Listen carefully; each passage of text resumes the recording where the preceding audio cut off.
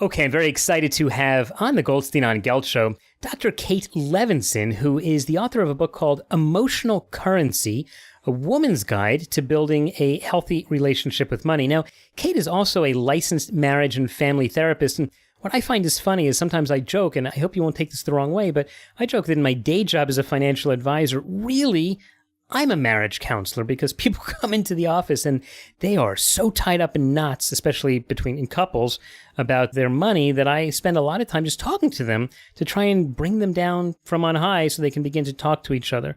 How do you see people developing the tools to actually be able to talk about money in a constructive way with one another?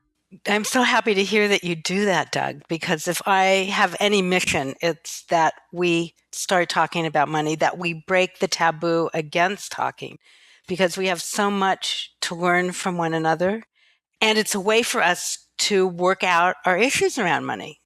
I guess the first is that you recognize, as you well know, that money is emotional, that we have an emotional relationship with it, and that to have a healthy relationship with money, we need to work with that, understand ourselves, understand our partners, as we would any other emotional aspect of our lives. So how do you do that?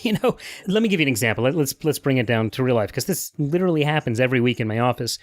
We like to think that in today's world, people are more equal about how they handle things, but it's just not my experience. And I'm not qualifying this. I'm just saying it's not my experience. Usually when I have a meeting with a husband and wife, especially if they're older, but not always, even younger couples, the man kind of takes over and the woman just, she nods politely. And sometimes she'll just say it straight out. She'll go, okay, Doug, why don't you and my husband just take care of this? I'm a little bit floored. I'm thinking, wow, don't you understand that you're part of this relationship too? What would be a good thing for me to say at that point to bring everyone together? I think that encouraging women, helping them realize that they are way too vulnerable when they give up all of their power to their partner, right? I understand. I think we've been acculturated to have the man take care of us, and that doesn't change just with the second wave of feminism, right? These are long-held habits that are going to take generations to change, and I think are beginning with the younger women. But they're embedded in us, and that women really need to understand that their husband probably will die before them, and to not have knowledge about how your finances are invested or what you have is actually a catastrophe waiting to happen. So you're not alone in this.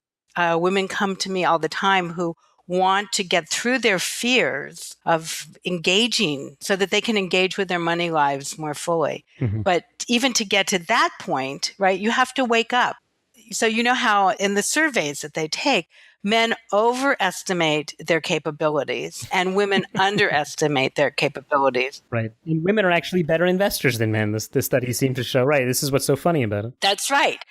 But the experience is that we don't know what we're doing, and that until we know 99%, till we have that confidence, we let someone else make the decisions. We're never going to have that confidence. Women never have that confidence. Men can, but women never do it. We're not wired that way, so that we don't have to have complete knowledge of all the financial markets. Well, no one does. It's not the investing that most people do. I don't think it's about having great knowledge about the financial markets. It's about really understanding yourself. It's funny. It's actually something that I learned, and it's a little bit ironic that we're discussing about how women really aren't involved in the world of finance, because when I started, I was partners with my mother, who was a vice president in a major firm, and my mother's mother was one of the first women to be licensed as a stockbroker in America. So from my grandmother to my mother as financial advisors, and my wife is a licensed investment advisor as well. So to me, it seems normal for women to be involved in it, but I certainly understand. And it's very unusual, right? It's still very unusual. I think that's one of the problems. My belief is that we need to feminize money more, if you will, that our relationship to money has been purely financial. We've been taught that our feelings, our emotions about money, that they're dangerous to sound practices. And as your grandmother knew, and as your mother knows, and as you know, and your wife knows, bringing emotion and bringing our values and our longings and our desires to our financial lives helps us to make better choices. It helps us to bring fuller choices. That is certainly true. But the dominant belief in financial markets and services has been that you're supposed to just be rational. There's so many ways that women feel alienated and overwhelmed by looking at their finances. And that's another thing to tell the women, that what they bring to the table is really important, that their partner, their husband, making all the decisions, they will not make the best decisions for the family as a whole, that you need the intelligence. We need the intelligence, our own intelligence. They need their own intelligence to be included in any decisions, because it will be a more balanced portfolio and a more balanced life, financial life. Right, that is true. We're talking with Dr. Kate Levinson. She wrote the book Emotional Currency, A Woman's Guide to Building a Healthy Relationship with Money. She's been talking to us about how people really need to understand their emotional connection with money. They need to understand and recognize that money is not just something that is always handled rationally. It's not a list of numbers. It's really a list of emotions. And Kate's been pointing out to us that, or at least to me, and then what I'm taking away from this is that as a financial advisor, I've got to encourage women to realize that if they're feeling emotional about money, that's a good thing. It helps them to make more well-rounded decisions. And maybe I misunderstood, Kate, but you said that a lot of women want to kill their husbands and that's why they die younger? No. I'm kidding, but there's a real fact here that men statistically will predecease their wives. And this is something I have to tell you, I see all the time. Widows come into my office and they're not prepared to handle money because their husband did everything. And this could be decades that they'll be living on their own. And it's really crazy that people are not sharing the responsibility. And then I'm sure you've seen this as well, where the woman puts total trust in their husband. Meanwhile, the husband's gambling or buying a yacht or having a bad business decision, investment. You said the word before, vulnerable. I think it's actually very interesting because you said that you were advising me, and I appreciate it. I should let the women know that they're very vulnerable if they let their husbands handle everything, but they might be thinking, it's not that I'm vulnerable, it's that I trust him. So it sounds to me like vulnerable and trust are, isn't that part of trust, to allow yourself to be vulnerable? I think it's a recognition that we're all vulnerable. Even the wisest decisions might not turn out that well, right? So the market is unpredictable. Our needs in the future are unpredictable. It's this idea that if we do it right, that we don't have to worry. And I think that we all would like to be taken care of that way.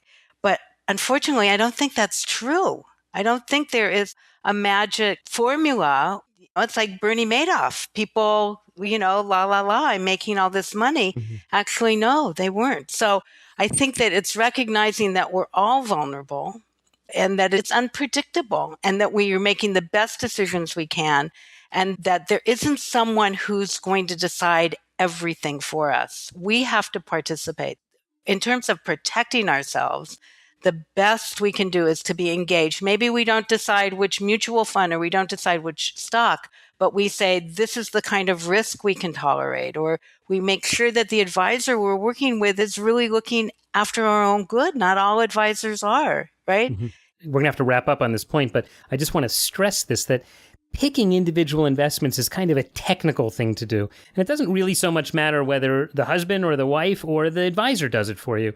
But what is important to do is the bigger picture things, to talk about what your goals are. Why are you investing in the first place and how much risk you can really stand? Kate, you have a huge amount to talk about, and I have a whole list of other questions I want to ask. Unfortunately, we are just about out of time today. But tell me in the last few seconds, how can people follow you and follow your work? So my website is katelevinson.net.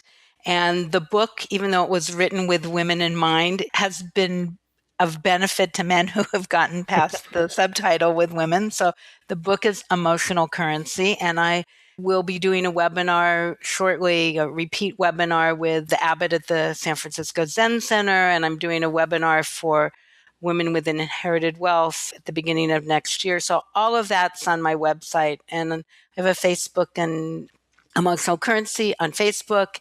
And the Twitter handle is Dr. Kate Levinson. Okay, we will put links to all of that at the show notes of today's show at goldsteinongelt.com. Dr. Kate Levinson, thanks so much for taking the time. It's been a pleasure, Doug. Thank you for all your good work in the world. You've been listening to the Goldstein on Gelt Show with money maven Doug Goldstein.